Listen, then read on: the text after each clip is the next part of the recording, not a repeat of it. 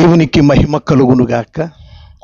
ప్రభు యేసు నామములో మీకు మా హృదయపూర్వకమైన వందనాలు, శుభాలు మీకు చెల్లిస్తూ ఉన్నాం. పరిశుద్ధ గ్రంథంలో సహోదరుల గురించి అనగా స్త్రీల గురించి అరుదుగా మనకు వారి గురించి రాయబడ్డాయి. ప్రభువు కోసం ప్రయాసపడిన స్త్రీలను పరిశుద్ధ పౌలు గారు మర్చిపోలేదు. రోమిలకు రాసిన పత్రిక 16వ అధ్యాయంలో అక్కడ పరిచర్యకు సహకరించబడిన కొంతమంది పేర్లను జ్ఞాపకం చేసుకొని వారికి వందనాలు తెలియచేసినట్టు మనం చూస్తాం.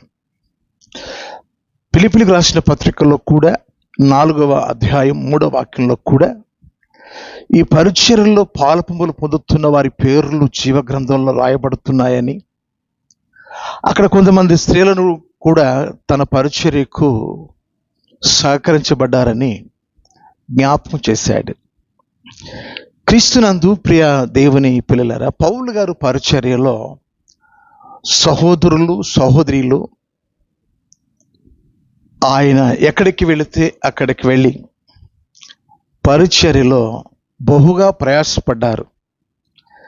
ఆయన ఏ ఒక్కరిని కూడా మర్చిపోకుండా వారికి వందనాలు చెప్పే లక్షణం పౌలు గారికి ఉంది. ఈరోజు మీకు ఒక సహోదరిని జ్ఞాపకానికి తీసుకొస్తాను.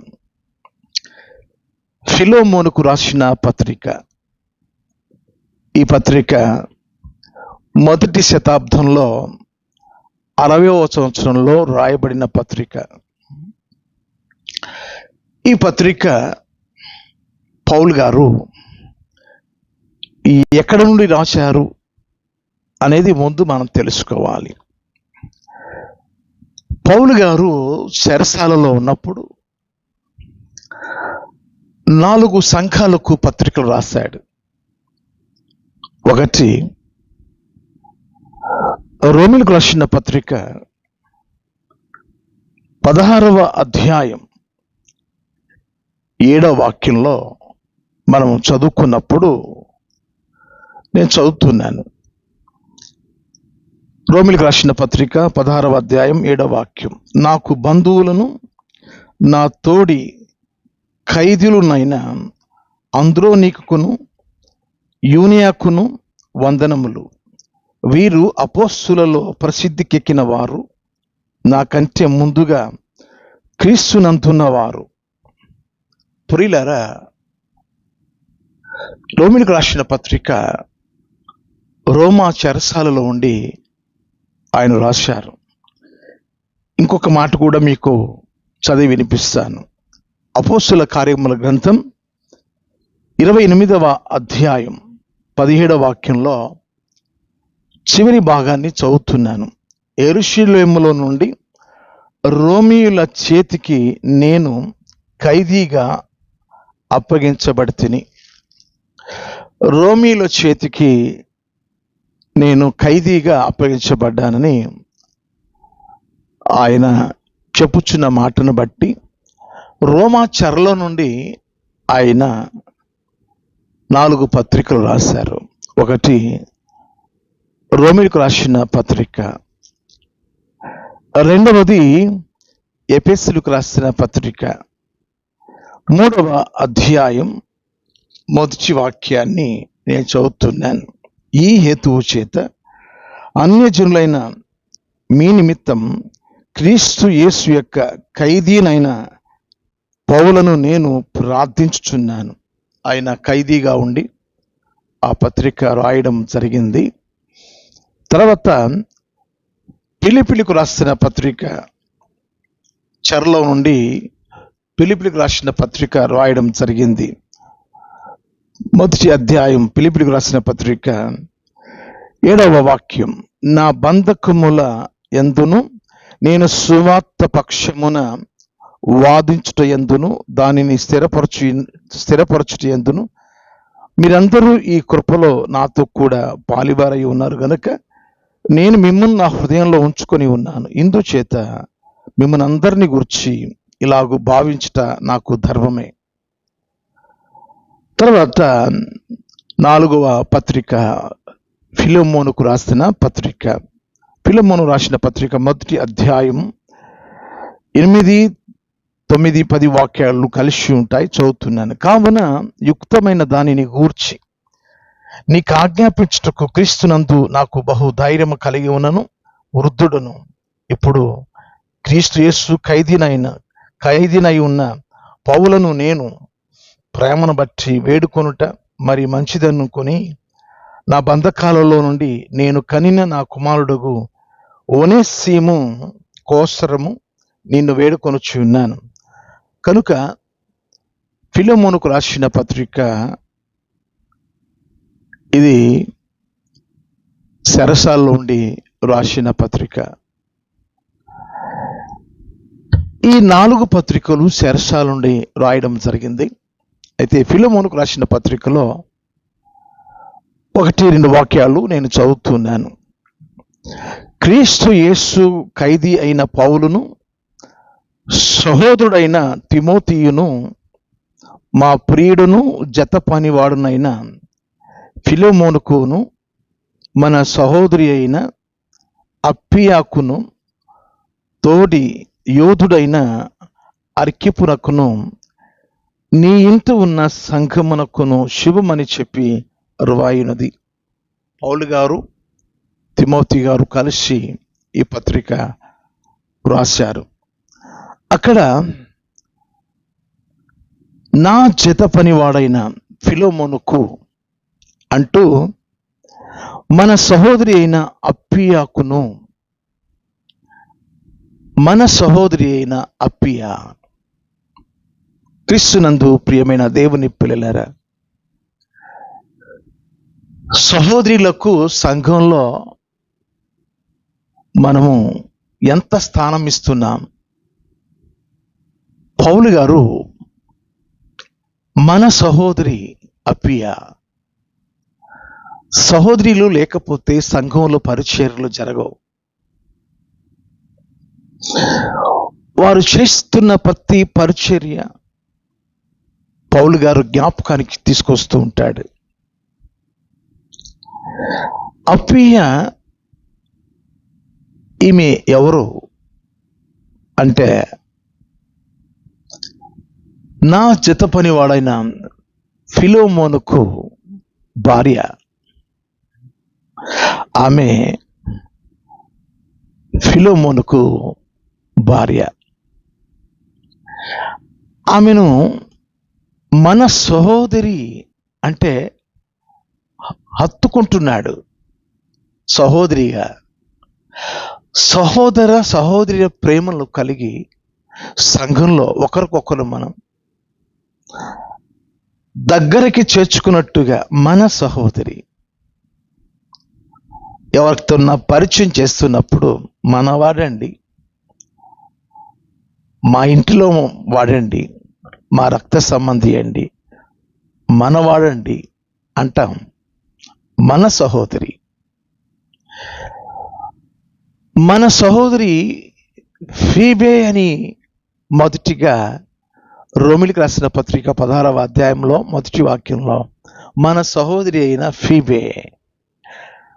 అదే రీతిగా మన సహోదరి అయిన అప్పియా ఫిలెమోనుకు భార్య. ఈమె మంచి శీలవతి, మంచి గుణలక్షణాలు కలిగిన ఒక ఇల్లాలు.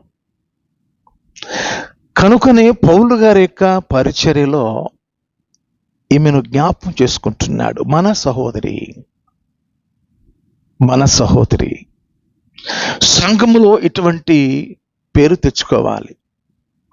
సహోదరులు, దైవ సేవకుల నోట మీ పేరు అప్పుడప్పుడు ఇలా జ్ఞాపకం చేసుకునేటట్టుగా మీరు పరిచర్య ధర్మాన్ని జరిగించండి.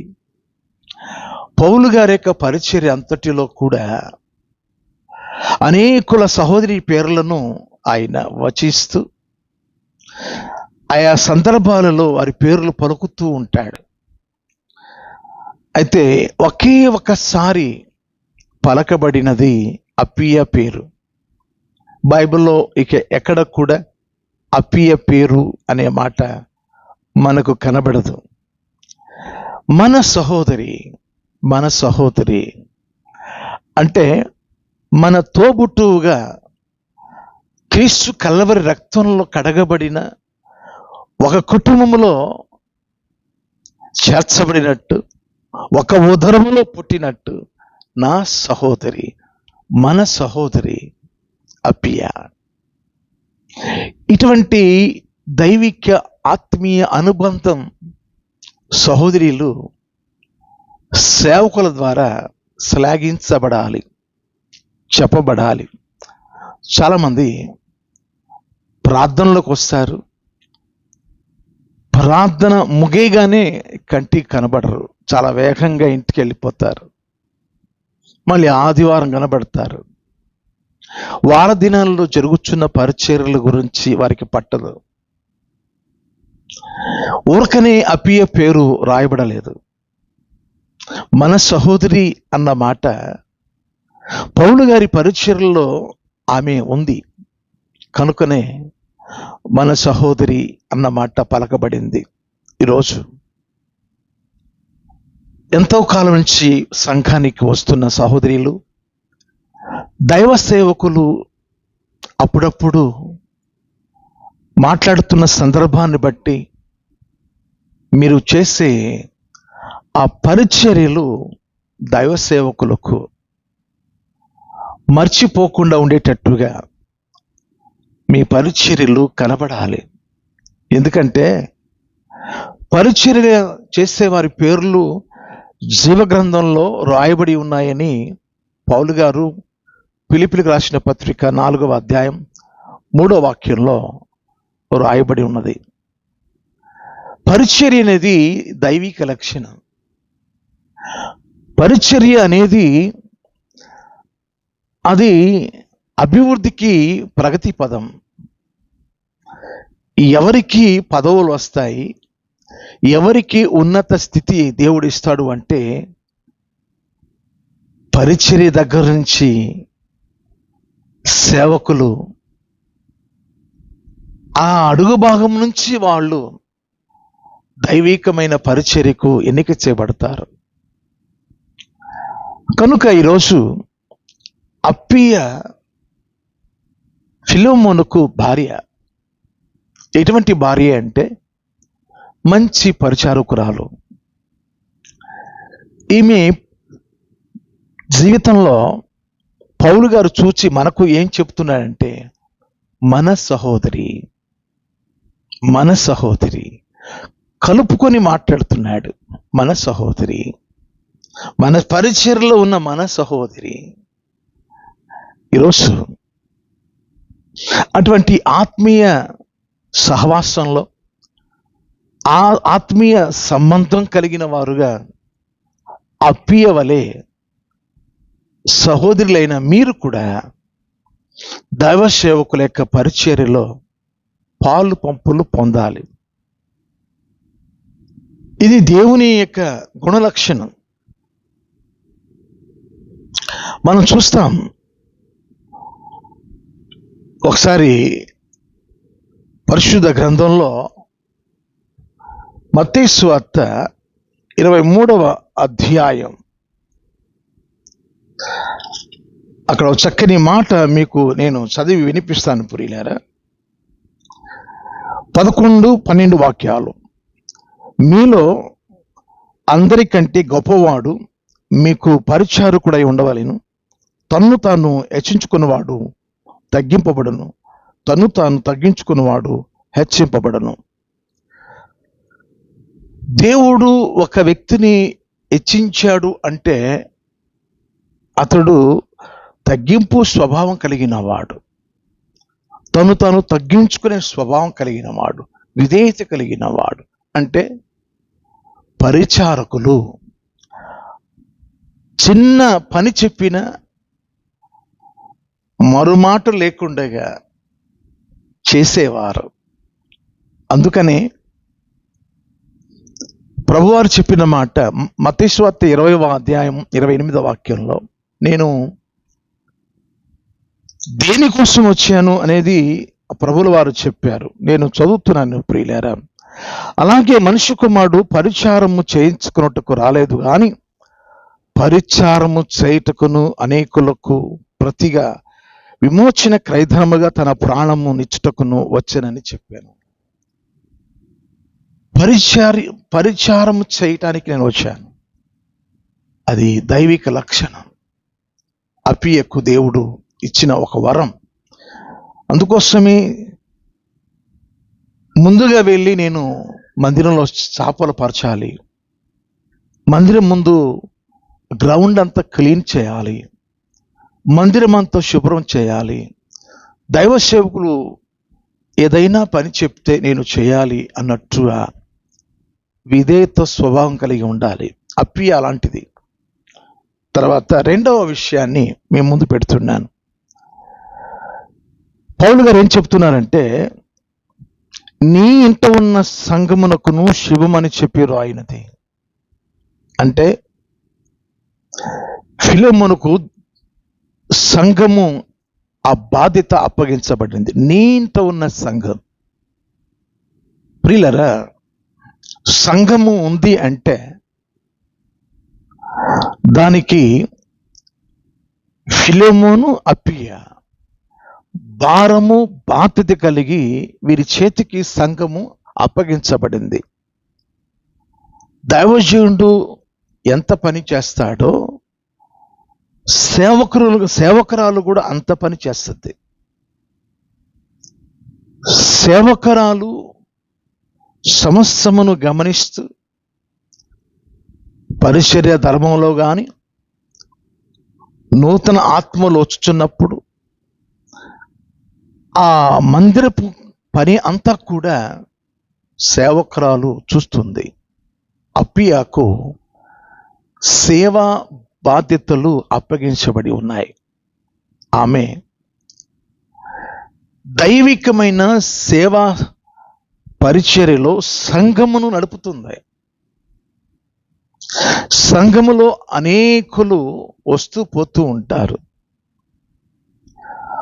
వారి మధ్య సేవకురాళ్ళు ఎంతో బాధ్యత కలిగి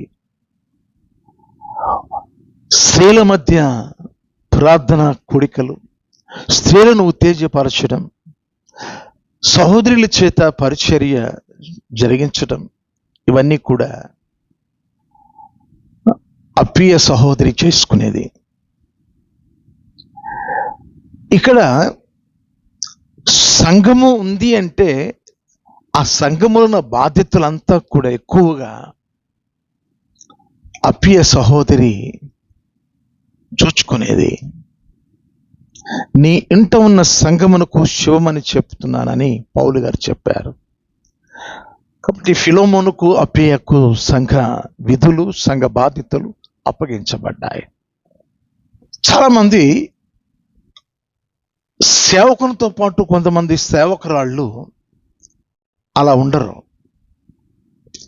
సేవకుడు భక్తిగా ఉంటే సేవకురాలు లోక సంబంధమైన కార్యకలాపాలలో, లోక సంబంధమైన విషయాల్లో కనబడుతున్నప్పుడు ఈమెంటి తేడాగా ఉంది అని చాలామంది మాట్లాడుతూ ఉంటారు.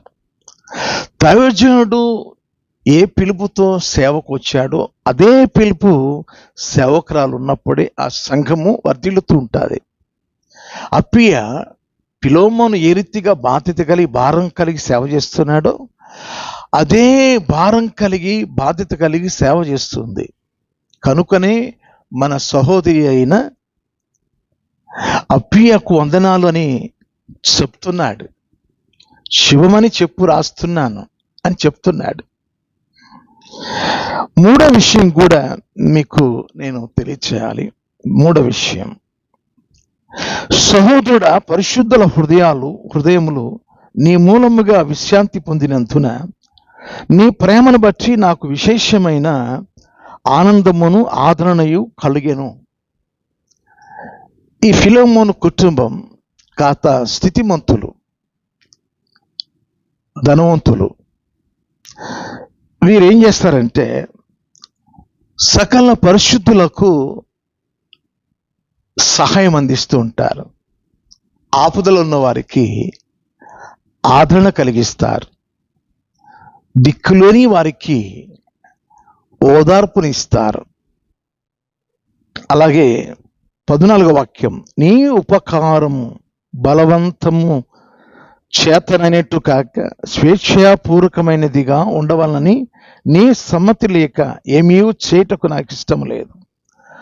కనుక ఆయన ఉపకార బుద్ధి కలిగిన వాడు. సేమ్ అదే రీతిగా అప్పియ కూడా ఉపకారి బుద్ధి కలిగి సంఘములో ఉన్న అనేక అనాథులకు, వారున్న అనేక మందికి వీరు చేయూతనిస్తూ ఉన్నారు. అప్పియ కూడా ఉపకార బుద్ధి కలిగినది.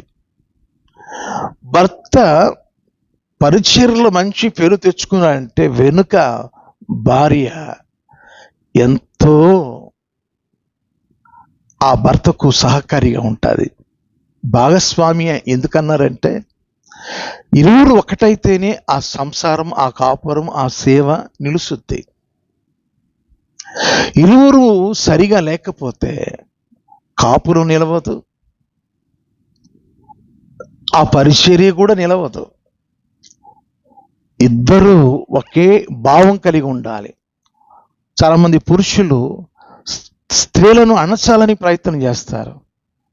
అందుకోసమే ఆ పరిచర్యలు, ఆ కుటుంబంలో ప్రేమ లేక అణగారిపోయి ఉంటుంది. పురుషుడు పెత్తనందారి కాదు. భాగస్వామి, సాటి అయిన సహాయం. దేవుడు ఎందుకు స్త్రీని ఏర్పాటు చేశారంటే